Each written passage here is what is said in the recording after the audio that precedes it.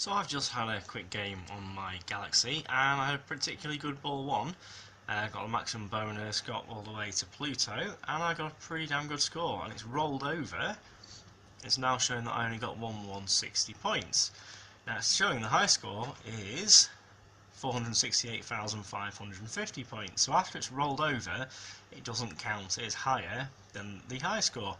I know on the Data East games, when the score rolls over, even though it shows a low amount, it actually counts it as a higher score.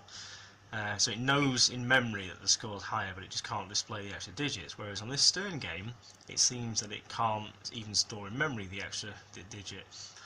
So what I'm going to do is I'm going to try converting this to a 7-digit game. I believe it's possible. You just need to get some 7-digit displays, add the extra address line for the 7th digit, and then you need a special ROM patch to make that work. I believe someone's done like a home ROM for this, so we'll check that out. Okay, we are powered up and it's looking pretty good. All four are working nicely. I've not changed the credit and ball count display because that's a 6-digit display. It's going to need to stay as a 6-digit display. If you look at the 7-digit ones, it's using the right hand 6 digits. If I put a 7-digit in the credit and ball display, it's going to offset the two positions that I use there slightly, and they won't line up with the windows properly. So after I've extensively tested these 7-digit boards, I'm going to make a matching 6-digit board to go in that middle place there. Let's put the glass on now and see how well they line up. Okay, so these are the prototype 7-digit score displays that I've made for this game. They've been fitted in, they fit perfectly into the original mounting holes. We don't need the metal frame with my displays. So there you go. So we need to do a couple of more modifications. We've got to do some wiring changes and change the ROMs to get the 7 digits going. So we'll do that next. Okay, so best way to test the displays is stick it in display test. Now I just noticed there it does a weird thing where it lights up number 3 and 1 at the same time, but I think that's related to the way the ROM's been hacked to enable 7-digit displays. Everything else seems to work fine, so what I'll do is I'll just test it in game and make sure it's actually scoring properly, and that's just an artifact of the test, but it looks good so far. Rightio, and in order to test out the 7-digit scoring, I've managed to play the game until I've rolled the score over, or where it would usually roll over. We've now got 1.4 million showing, so that is working perfectly fine, so I'm very glad I did that. Currently I'm just testing out different coloured displays in this machine, so it's not quite finished, but you get the idea.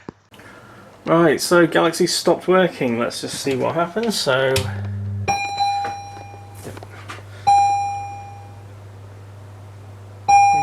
4, 5, 6, 7. Okay, so it looks like it's stuck in an endless reboot.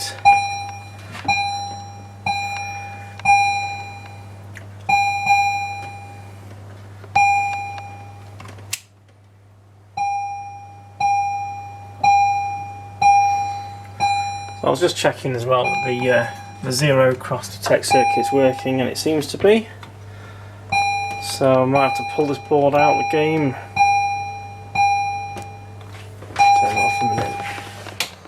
Yeah, so because it's getting the 7th flash, it appears to be doing 7 flashes, then restarting again, just doing an endless loop. That's normally an interrupt problem, so we'll have to check that out, check the circuitry out. That's quite annoying. Okay, one other thing I'm just going to quickly try. I've disconnected all non-essential wiring from the MPU, so we've just basically got the power connector. Let's see what happens.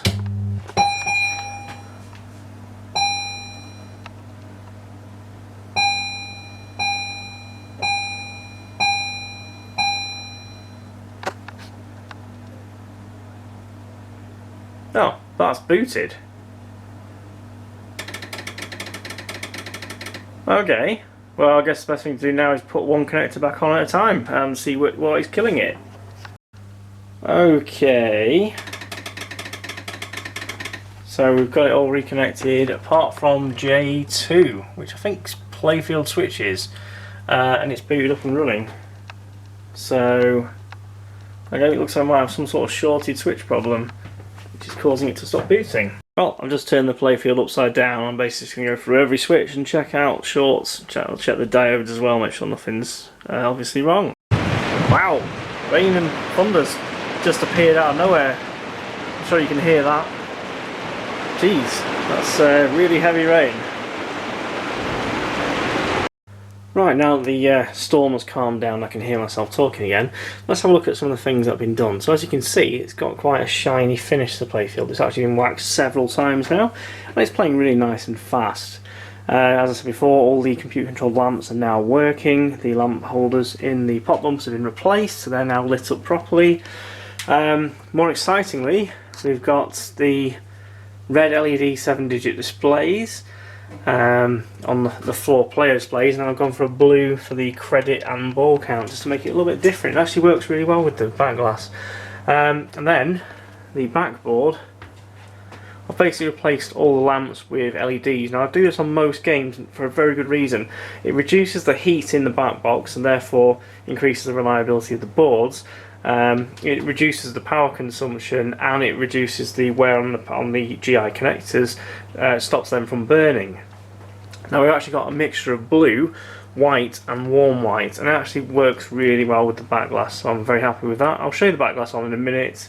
The only thing I haven't got yet is I need to get some foam cutouts to basically mask off the display so we don't get any light bleed. So there you go, those are the displays that I've made myself. They are the arcadeuk 6 and 7-digit displays, and it's looking pretty nice. I've got something else to show you now. I'll just get that ready. So there you go, there's the glass on. As you can see, we do need to get the foam to mask the displays. But now, here's the exciting thing. I've now fitted my arcadeuk illuminated star posts to every single star post on the playfield. I'm not sure how well the video mode picks this up, but it looks absolutely fantastic in real life. It doesn't look great on the camera, to be honest. It's not actually picking up very well. Tell you what, I'm going to try it with the lights off. Let me just go and do that. Okay, so here it is in a dark room. It really does brighten the playfield up. Again, it's not looking fantastic on the camera. What I'm actually going to do is I can turn off those lights separately, because they're currently running off a battery pack before I haven't actually wired the power supply in yet. So I can show you the difference.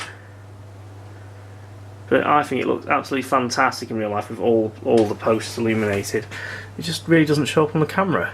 Okay, let me just turn them off to see how different it is. Are you ready? I can't do this one-handed. There you go. You can see it's quite a bit darker. This game is very dark at the bottom, and that area there, where there's a bunch of posts but no GI, is also very dark. So let me just plug it back in again. Not the easiest of things. Do one hand. And you'll see it come on in a sec. There you go. I really like it. It looks really good. So I think the game's about 95% done. It's looking really nice. It's playing really nice. Everything's working. Maybe a few little tweaks left to do. But I think the next video you're going to see on this will be the gameplay videos. I believe this is pretty much complete now. So I hope you've enjoyed watching the video series. Thank you everyone who supported it by giving me upvotes and favouriting and liking the videos and subscribing to my channel. Thank you very much.